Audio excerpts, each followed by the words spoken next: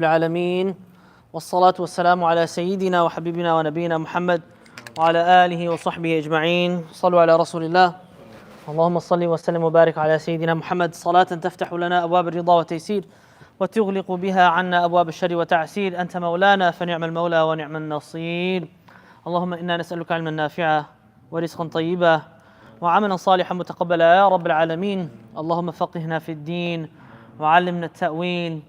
اللهم زين أخلاقنا بالأخلاق المحمدية وبأخلاق القرآن. السلام عليكم ورحمة الله. Again, the janazah, the Salat al-Ghaib I just led was of Shaykh al-Hadith of Binori town. There's a few universities in Pakistan that are very, very well known. Of them is Darul Ulum Karachi, that is known to Shaykh Mufti Taqi Uthmani Sahib. And then you have Binoria, okay, which is newly established really.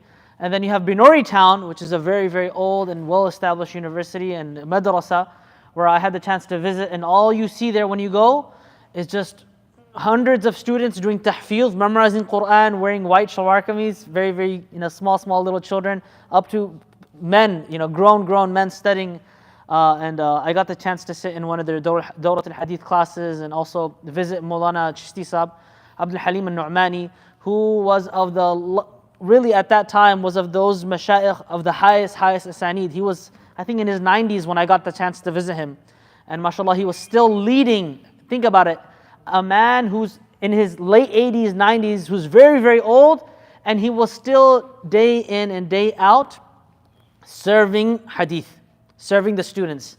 And the students of takhassus of hadith, they were under his direct tutelage. So I went to that part where they were doing takhassus of hadith, and I sat with him and I talked to him for a good hour, and then I got ijazah from him, alhamdulillah. Shaykh Badakhshani, he was already sick at that time. This was pre-COVID, and he wasn't teaching as often, so I did not get the chance to see him. Or I may have, and I don't even remember. But rahimahullah, he passed away Fajr of today, August 13, 9 of Safar. So we ask Allah subhanahu wa ta'ala to make his garden from the gardens of paradise, Ya Rabb. Make his grave a garden from the gardens of paradise, Ya Rabb al-Alameen. If you looked at his face, how did you see the picture I sent? Look how munawwar it is. The people who serve the hadith of Rasulullah sallallahu alayhi wa sallam, نضر الله امرأ سمع مقالتي فأداها كما فوعاها فأداها كما سمعها. The face, Allah subhanahu wa ta'ala will lighten up and brighten the face of someone who hears the speech of the Prophet sallallahu alayhi wa sallam, the saying of Rasulullah sallallahu alayhi wa sallam, he understands it and then he relates it and teaches it. So you can say inshallah that hadith was definitely applied to that shaykh. The sunnah, it brings its own nur. The sunnah, it has its own nur. So we ask Allah to make us people of sunnah. Going into the text of Imam al-Nawawi, I was going to do tafsir today, but I'm going to do Imam al-Nawawi because shortage of time. He goes now into, we ask Allah subhanahu wa ta'ala to allow us to benefit from Imam al-Nawawi and to have mercy upon him, Ya Rabbil Alameen. So now he goes into the etiquettes of the students. Before he was talking about the etiquettes that apply on teachers and could apply on students as well, both ways. Now he's talking about etiquettes that specifically and especially students should have. All of the teachers' etiquettes that we have mentioned prior can also be the students' etiquettes, but now he goes into specifically what the student should have. The student's etiquette includes, moreover, avoiding any concerns that preoccupy him from achieving his objectives, except that which is unavoidable because of necessity. مَا جَعَلَ اللَّهُ لِرَجُلٍ مِّن قَلْبَيْنِ فِي جَوْفِهِ. You can only do so many things at once. You cannot become everything. You cannot become a lawyer, doctor, engineer, this, that. You have to choose one, you have to stick to it, right? Similarly, a path of knowledge. If you are going to be studying, but then you're following the NBA, you're following the NFL, you're following this, you're playing this, you're doing this, you will never accomplish anything. That doesn't just go for ilm shar'i, it doesn't just go for Quran. Apply this to anything in your life. You have to have tafarrugh. You have to free yourself up for knowledge. I'll give an example, an anecdote from my own life. When I first was going to study in Medina, I was playing a lot of basketball prior to that. I was playing a lot. I would go even drive to a private coach that was training some of the NBA players. I mean, I was being able to grab rim, and I'm not a tall guy, you guys know. And so I thought, when I go to Medina, I'll start playing in their basketball team. That was what I thought. And again, I was only 16, 17. And so I spoke to one of my sheikhs, I said, inshallah, this is the plan. He said, are you going for talab al-ilm or are you going to play basketball? It's true, wallahi. He said, are you going to seek knowledge or are you going to play basketball? You have to ask yourself. I mean, the answer is up to you, but what are you going there for?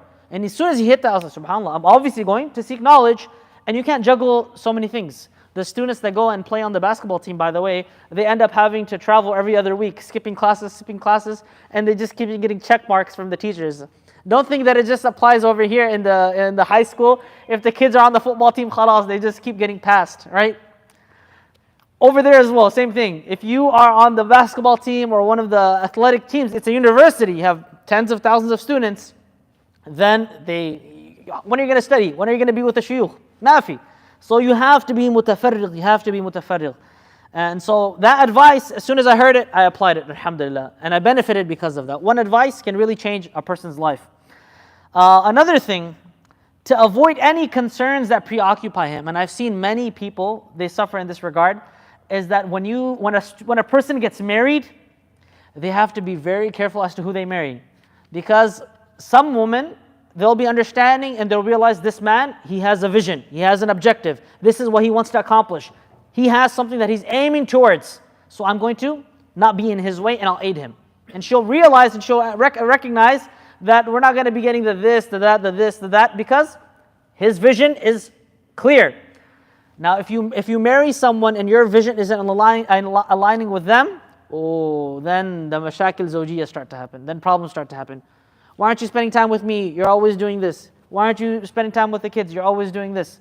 You're always teaching. You're always studying. You're always reading. You're always busy. Because the visions are not aligned. So it's important also that when the student chooses to marry, he chooses to marry someone that can assist him and be that aid for him. A lot of the great scholars, whether we like it or not, a lot of them, if you ask them in their later age, what was one of the biggest reasons that helped you in this path? Their wives. The assistance of a righteous wife.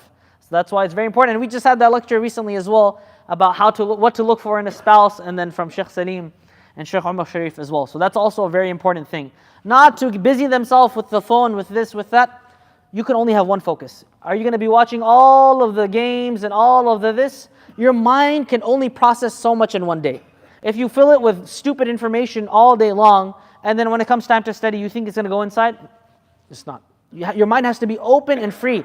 That's why the people that live in the desert, if you ask the people that live in Mauritania and the desert world, the Bedouins, those that live in Shanqit specifically, how come they can memorize the Quran with the qira'at and tens of thousands of lines of poetry? I dare you to memorize 50 lines of poetry. Tell me how hard it is. Tell me how difficult it is. It'll take you a whole month. And maybe you're going to forget it too. They memorize how much? Minimum, from those scholars of Shanqit, they memorize at least 10,000 lines of poetry. Minimum. On top of Quran, on top of hadith, on top of this, on top of this. Why? All they see is goats and camels in the plain desert. They don't have the Jawal, they don't have YouTube, they don't have TikTok, they don't have this. Their minds are they're open, they're free.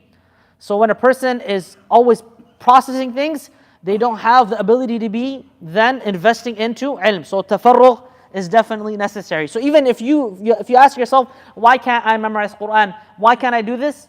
Maybe ask yourself, what am I doing that's preventing me from then memorizing the Quran? What am I doing that's preventing me from then pursuing the goals that I have in line? Doesn't just apply for Quran, it could apply for anything in your life. You have an objective, what is preventing me from reaching that? Maybe I should start taking things out of my plate. Maybe I should stop watching those things that I watch. Maybe I should stop watching cartoons, whatever it may be. Right? For me, no movies, no this, nothing. I don't have time. So I cut that off completely. The only thing I leave, astaghfirullah, may Allah forgive me, is UFC. UFC is the only band-aid that it's hard to pull off for me. The student should purify his heart from any impurity. Does it mean najasa on your thobe? Is he talking about, the student should purify his heart from any impurity. Is it talking about the impurity on your clothes? No, it's talking about the diseases of the heart. Jealousy, greed, all of these things. And really, honestly, this requires an alim murabbi. This requires a teacher that can do tarbiyah of you, that will check you, that will be that mirror for you, that hey, why are you doing this? Why are you acting like this? Why are you doing this? And the student must be patient in that regard. So that it is fit for receiving the Quran. The heart must be fit and pure for receiving the Quran, memorizing it, and profiting and benefiting from it. Imam al-Shafi'i, he complained to his teacher Waki', شكوت إلى وكيع سوء حفظي فأرشدني إلى ترك المعاصي فأخبرني أن العلم نورا ونور الله لا يعطى لعاصي. He complained to Waki' about the weakness of his hifz. And so his teacher, Waki', he advised him to leave off sinning. And he informed him and he let him know that knowledge is light. And the knowledge of Allah is not given to someone who is a sinner. So you have to cleanse yourself, you have to purify yourself. And I remember explicitly that when I was memorizing the Quran in that stage, when I was in my youth, my teacher, he said, you are not allowed to watch any TV, no games. Only exception, he said, you watch Tom and Jerry because it's innocent. It's not going to corrupt your eyes. It's not going to corrupt your heart. Keep yourself clean. Keep yourself doing salah. Keep yourself doing adhkar. Connect to the masjid. Go with, we used to go weekly for Jama'at Tabligh in the markaz. Just make your whole life about Allah Azza wa Jal. If you do that, you'll see that the ilm just pouring inside of you. But if you're doing everything you're not supposed to be doing and then expect, why isn't it coming in my heart? Why is it so difficult? You put the blocks by doing the sins. Remove the sins, and then you'll start to see the stream, the water flow easily in. So that's also another metaphor. It's going to come. It is rigorously authenticated that the Prophet sallallahu alaihi wasallam, sallu ala Rasulillah, you all know this hadith. He said, in the body there is a morsel. Okay, when it is sound, the whole body is sound, and when it is corrupt, the whole body is corrupt. This morsel is the heart. So if your heart is pure, everything else will be pure. Right? The heart is different than that of the aql. The aql is the intellect. Allah subhanahu wa ta'ala also describes us to have a heart. Is it the physical heart that's beating? No, it's a different type of heart. The one who said the following has done well in saying, there's a statement that they say, يُطَيَّبُ الْقَلْبُ لِلْعِلْمِ كَمَا تُطَيَّبُ الْأَرْضُ لِلزِّرَاعَةِ. Okay? The heart is made wholesome for knowledge. You prepare the heart for knowledge, just as the earth is prepared for cultivation. You have to prepare the land, soil. I don't know, you guys are all farmers, mashallah, you grow in your backyards. You have to prepare. Brother Abdul Salam, you were telling me how long when he was growing in his backyard, how much preparation you have to do, right? Same thing, you want Allah to put knowledge in your heart and Quran in your heart, you also have to prepare your heart. Prepare by doing salah ala nabi sallallahu alayhi wa sallam. Prepare by doing lots of dhikr, majalis of dhikr, gatherings of dhikr. This is something that I really, really want to bring into our masjid, honestly. Majalis of dhikr, bring that into our masjid. Reading Quran together is one thing, but doing salah ala nabi together, doing adhkar together, saying la ilaha illallah together, Allahu Akbar together, these are all things that purify a person and also does tarbiyah of their soul. So these are things that inshallah we need to think about also to implement in our community, right? Doing these types of things. The Shaykh then continues, Imam al-Nawawi continues, he says, the student should show humility towards his teacher and be well behaved with him. If there's no humility, there is no knowledge. You cannot be arrogant and then expect to receive. Two people don't receive knowledge. Hadith. What are those two people? Two qualities if a person has, no ilm. No, not adab in general, but two specific things. If they are mutakabbir, if they're arrogant, no ilm. And the second one, shyness. Overly shyness. Shyness is good, it's a good quality. But when you're shy to ask, when you don't know what the teacher is talking about, you're shy to even inquire, you're shy to say anything, you'll never learn. You have to be someone who's not disrespectful, but is someone who is brave enough and strong enough to engage with the tradition. Allah subhanahu wa ta'ala, He says, وَالنَّجْمِ مَا ضَلَّ صَاحِبُهُ وَمَا إِنْهُ عَلَّمَهُ شَدِيدُ الْقُوَى. The angels that were described to come down, Jibreel alayhi salam, the best and the strongest of the angels, is the one delivering the wahi. خُذِ الْكِتَابَ بِقُوَّةٍ. A person of knowledge, he cannot be da'if. A person of knowledge cannot be weak, he has to be strong. Strong, but doesn't mean disrespectful. Strong and brave in order to be able to ask and inquire from their teachers. So two people, an arrogant person and a person who is overly shy. So that person, he must show humility towards his teacher and be well behaved with him, even if the teacher is younger than him. Less famous, of lower lineage, even if he's less righteous, and so on. So a person, no matter who you're learning from, whatever field it may be, you're supposed to show humility towards that person that you're learning from, otherwise you will never learn. That is the definite quality. And a great example of this in the Quran, and inshallah I'll cover it in the Quranic stories, is Musa alayhi salam with Khidr or Khadr alayhi salam, who was also, according to many scholars, also a prophet, also a Nabi, because he killed the ghulam, he killed the young boy. Who can only do this? If he is given wahi. So many scholars say that he was also a prophet. If you look at his story, oh my God, I gave an entire khutbah, not the story itself. The story itself can be one khutbah, but just the lessons that a teacher can take from that, and also a student can take from that. Imam Bukhari, he mentions that the first person to travel for the sake of knowledge was who? Musa alayhi salam. He traveled all the way there, and then he was told to, with that fish, and then his student, what does he do? The fata that's with him, Yusha. What does he do? What does he do with the fish? He forgets it, right? He lost it. Usually, if that's like the important part of the story, he would have been like, "What are you doing? What's wrong with you?" He didn't do tawbih of him. He didn't put him down. He didn't admonish him. So you see the humility from the beginning, traveling for the sake of knowledge, being gentle with his student, then going back, and then as soon as he sees him, he says, "Hal attabi'uka ala an tu'allimani." You not even say hal atba'uka. Hal attabi'uka ala an tu'allimani, that you teach me. Musa alayhi salam, who's more knowledgeable? Musa alayhi salam, he's Kalimullah. He has the Torah from Ulul Azam. Who is Khadr alayhi salam in front of Musa alayhi salam? Musa alayhi salam is Kalimullah. Who's more knowledgeable? Musa alayhi salam, of course, when you think about it. But there was knowledge that Allah gave him, Khadr alayhi salam, that Musa didn't have. And look how beautifully he says it. This is Ulul Azam, from the prophets of Ulul Azam. Hal attabi'uka ala an tu'allimani, that you may teach me. He's asking permission. A prophet asking permission. A Rasul asking for permission from someone way less, someone lower than him. He's asking permission. Ala an tu'allimani mimma ulimta, from what you have been taught. So he's saying that I know I'm not going to be able to get all of the ulum, just teach me some of what you have. Mimma ulimta rushda. Subhanallah, look how much adab there is. And then even there's more and more lessons that you can take from that. And then he continues, he shows humility with regards to knowledge and attains it by means of his humility. Some have said in verse, like it's a line of poetry, knowledge destroys the arrogant youth like the torrent erodes high ground. There's an ayah in Quran similar to this. أنزل من السماء ماء فسالت أودية بقدرها فاحتمل السيل زبد رابيا. When the rain falls on the mountain that's already high up, is it going to store, or is it just going to keep going down? It's going to keep going down. But the valleys, the lower the person, the deeper the valley, the more water it fills. The more, this is a metaphor over here. The deeper the valley, the lower the person, the more humble he is, the more ilm he'll receive. The more water the valley will receive. أنزل من السماء ماء فسالت أودية بقدرها, until then. The student should be obedient to his teacher, consult him in his affairs, do mashwara with his teacher. This is a very important thing. It's very lost. These adab and the nature of the relationship between a student and a teacher is lost in today's day and age. It's unfortunate. And I don't blame the students. It's also because what teachers are filling these roles. What teachers are filling these roles.